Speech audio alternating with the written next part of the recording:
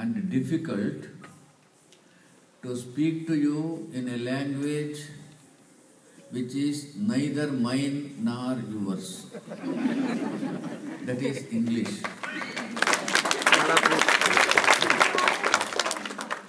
I studied through English medium. I taught through English medium for 33 years, and I have read a lot and lot of English books or books written in English, but still I cannot express my innermost feelings in that language. I am sure it is your experience also. And all this is because English was thrust on us by the British, and it became the language of our education also, and it came in the way of the development of our own language. When I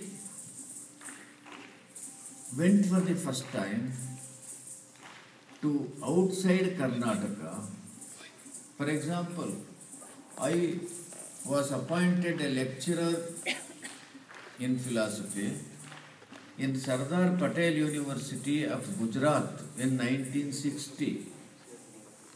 I did not know any Gujarati.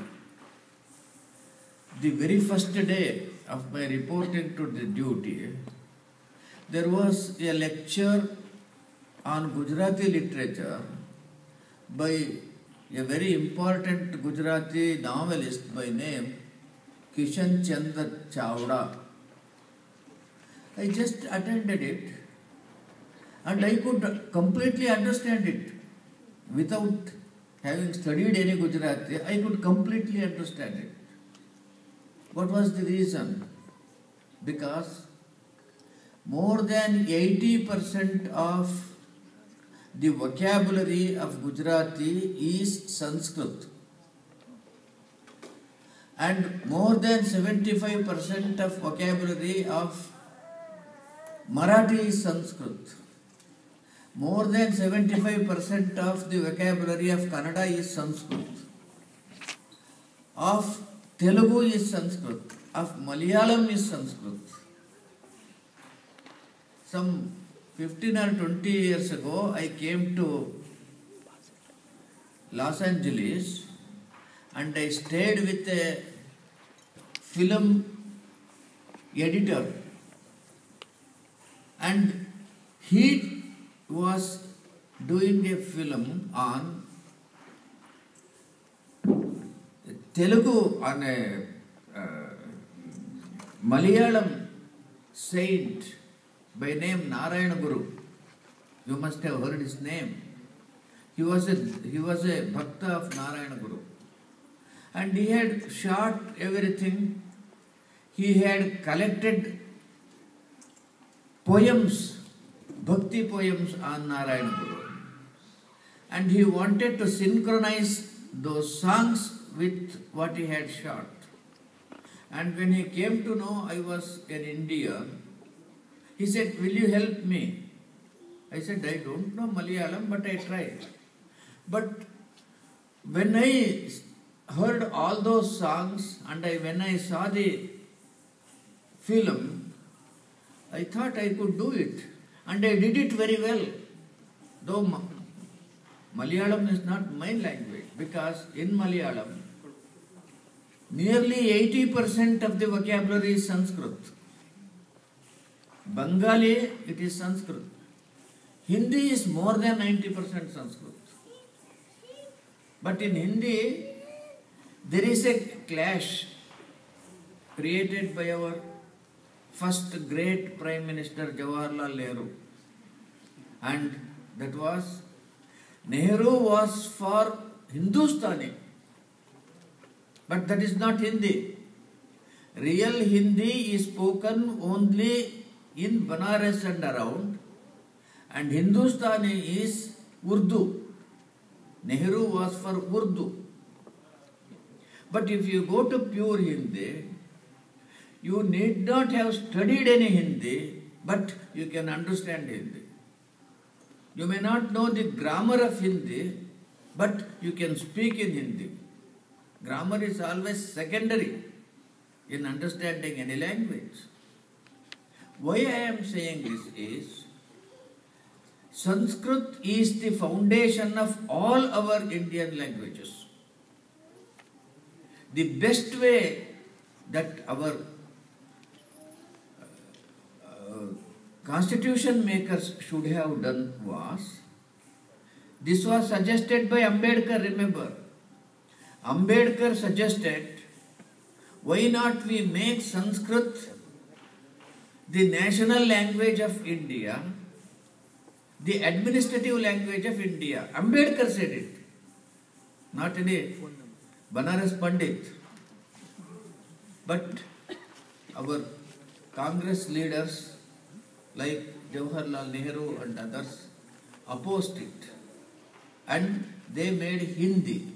What Hindi? Hindustani, not pure Hindi. Now that is why there is so much of quarrel between one Indian language and another Indian language. This quarrel was and is unnecessary. Who created this quarrel? This linguistic quarrel? It is the Europeans.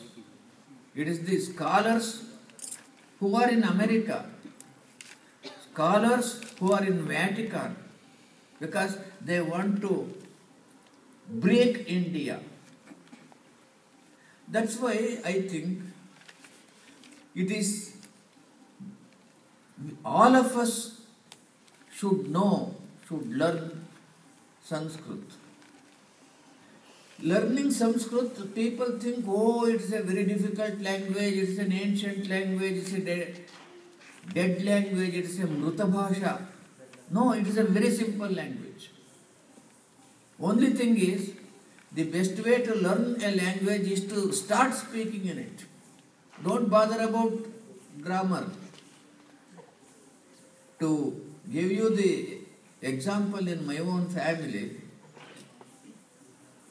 this Samskrita Bhasha Bharati conduct Samskrita Sambhashana Shibira in almost all the towns and cities. They start Samskrita Sambhashana Shibira. My wife attended 3 weeks Shibira, where they speak only in Sanskrit. Now she speaks Sanskrit with great confidence. I can't speak with great confidence, even though I know Sanskrit Vyakarana much better than my wife. My wife doesn't know Vyakarana, but she speaks well. I know Vyakarana, but I cannot speak. Why? Because I started from the wrong direction. That's why start speaking in Sanskrit and later on you can learn Vyakarana. This is the only way to unite India. That's why it said Sanskrit is the basis of our Sanskriti. What does it mean? It means all our Sanskriti is stated in Sanskrit language. It may be Veda or the Upanishads, Puranas or Ramayana or Mahabharata or Dharma Shastra. Therefore, we must have at least working knowledge of Sanskrit. Now our language was destroyed first by the Muslims. When the Muslims invaded India, they imposed their language on us. First the Arabic and then the Persian. And our people were forced to speak in the master's language. and neglect our own language. Later on came the British, and the British forced their language on us, and we forgot our language. And their strategy was to see that our language is forgotten. Forgetting our language means forgetting our own culture. That means forgetting our own ancestry. This is precisely what they did. Now I appeal to you all to learn basic Sanskrit and then speak in it, and later on try to read simple texts in Sanskrit. And then coming to another very important thing is, when we got independence,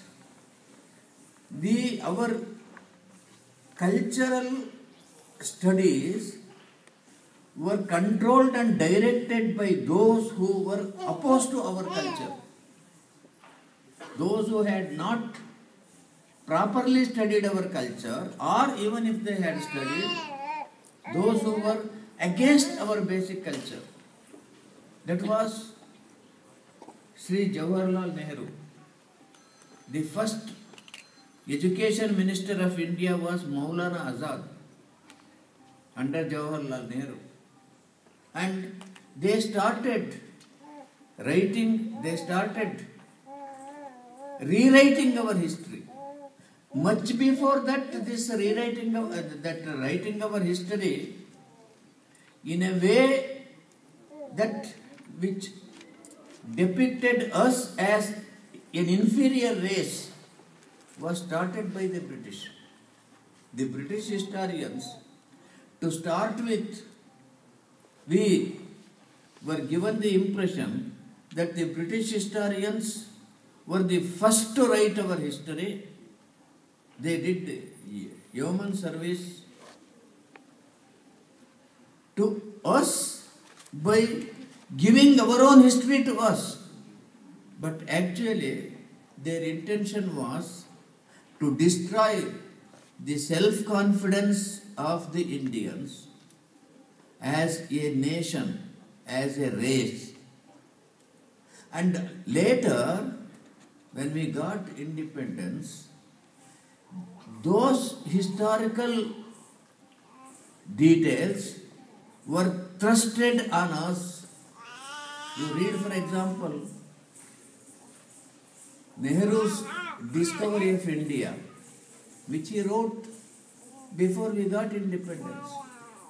It is nothing but what the British historians have written. Nehru was not a historian himself.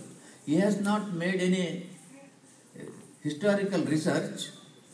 He just read those books. When he was in jail, he had to spend time.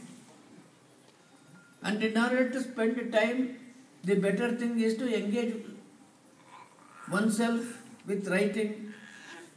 And Nehru had a flair for writing. He collected all those history books written by the British and then wrote it in his own language. And because he was a politically a famous person, those books became very famous. And Indians started saying, oh, written by Nehru, therefore this is our history. What was in that history? That was, we were an inferior race. We were always quarreling with ourselves. We were always quarreling on the basis of caste and creed, etc. Because the Mughals, because the Muslims were a strong race, they succeeded in subjugating India. And then later on came the British. And because the British were a stronger race, they subjugated India. And the best way for us to become strong is to assimilate the British culture. This is all what Nehru wrote. And later, when we got independence, same thing was instilled into the minds of the Indian children. And the result was we again became victims of inferiority complex. Now, the thing which is required for us to know our real history, not to glorify our history, not to suppress the mistakes of our forefathers, but to know our real history, what were our great things and what were our defects, both, and what were the nature of those who subjugated us, culturally, religiously, and so on and so forth. It became so much ingredient in our mind. To give you an example, they started a theory saying Hindustani classical music was given to us by the Muslims. Hindustani classical music was given to us by the Persians. And in South India, we believe in it. The South Indian music scholars believe in it. And later, of course, when there was a renaissance of Indian classical music, our scholars started writing and making discoveries, and then writing, saying Hindustani classical music and then Karnataka classical music are only two branches of the same root, because their origin is the same, their shastra is the same. In Hindustani classical music also, there is the Saptaswara, Sarigama Padane, and then the same shastra, same root, same aroha, same avaroha. The Persians didn't have any such thing. They didn't have any scale about it. Then how do you explain majority of the Hindustani classical singers were Muslims? How do you explain it? The fact is, most of our singers were Hindus. And during the Muslim period, they forcibly converted our musicians into Islam. And therefore, they continued their music, but they became Muslims. Therefore, our historians started saying, our Hindustani classical music came from Persia because majority are Muslims. Majority of singers are Muslims.